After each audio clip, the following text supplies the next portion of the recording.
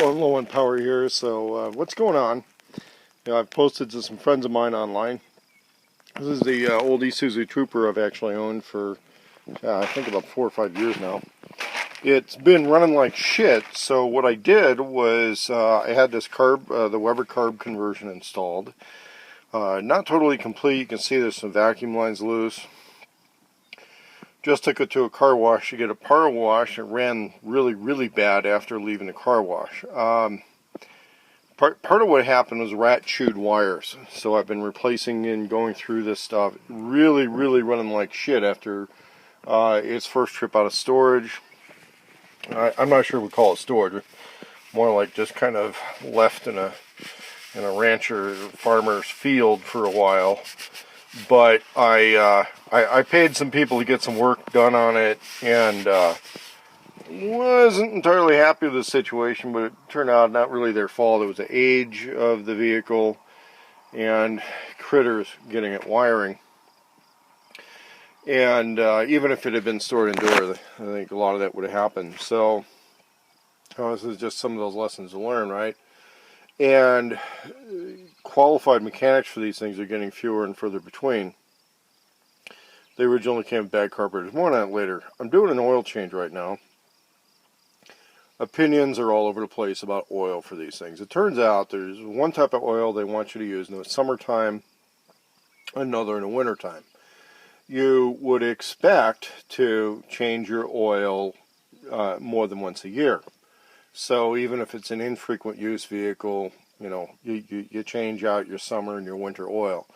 This thing's probably had the same oil in it for a couple of years now. So summertime oil for these is $15.40.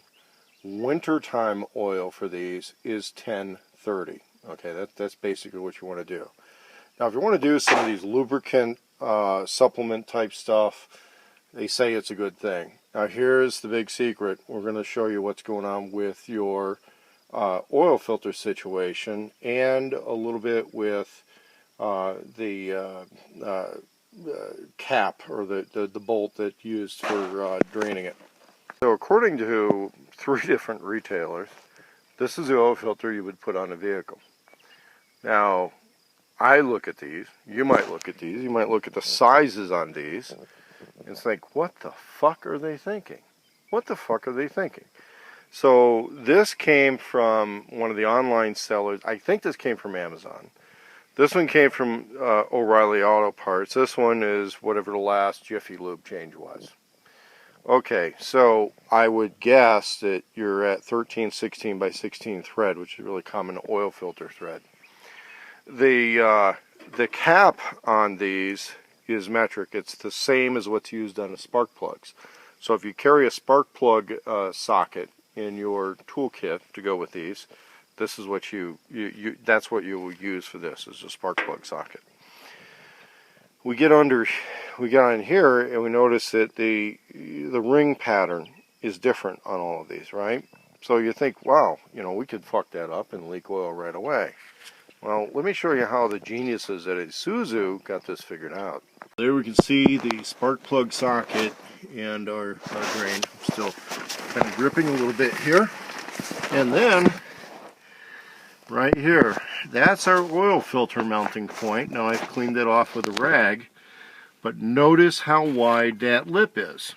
Okay, so if you're looking at compatibility issues, you can go anywhere in that lip once you clean it off. Now, if it's grimy, then you're never going to get a seal, so you need to clean that off.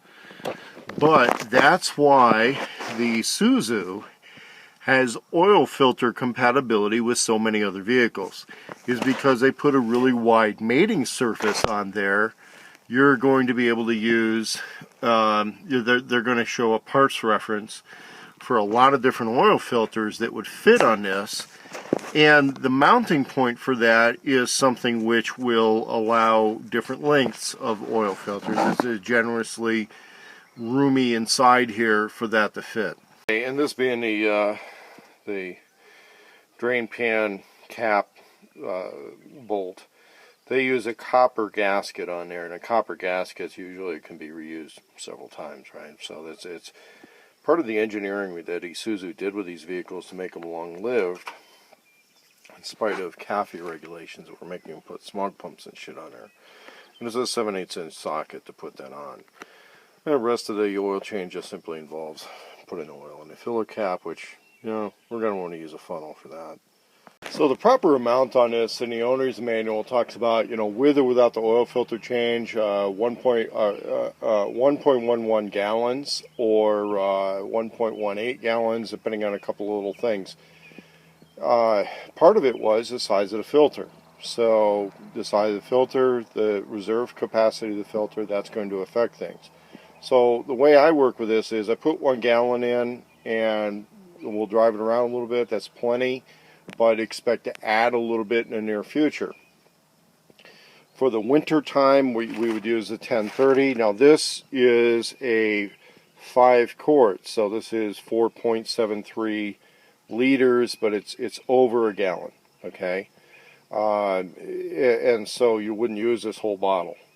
That's one of the things to look out for. When you get these bulk bottles and one's like priced significantly cheaper than the other, well, it could be because it's a quart less. A lot of these things are a 5 quart, which is your typical American vehicle oil change. This one's a 1 gallon, so you would expect to buy 1 or 2 quarts on the side, depending on the size of the crankcase capacity on your vehicle. And don't forget, sometimes that's going to be altered by things like the size of the oil filter that you use, or any custom stuff in there, like a oil cooler.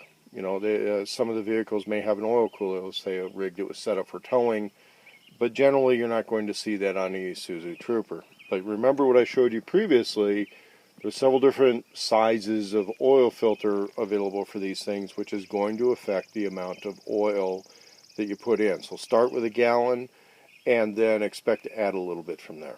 Okay, so on the addendum, all the oil that came out that was in that drain pan, I use the same funnel.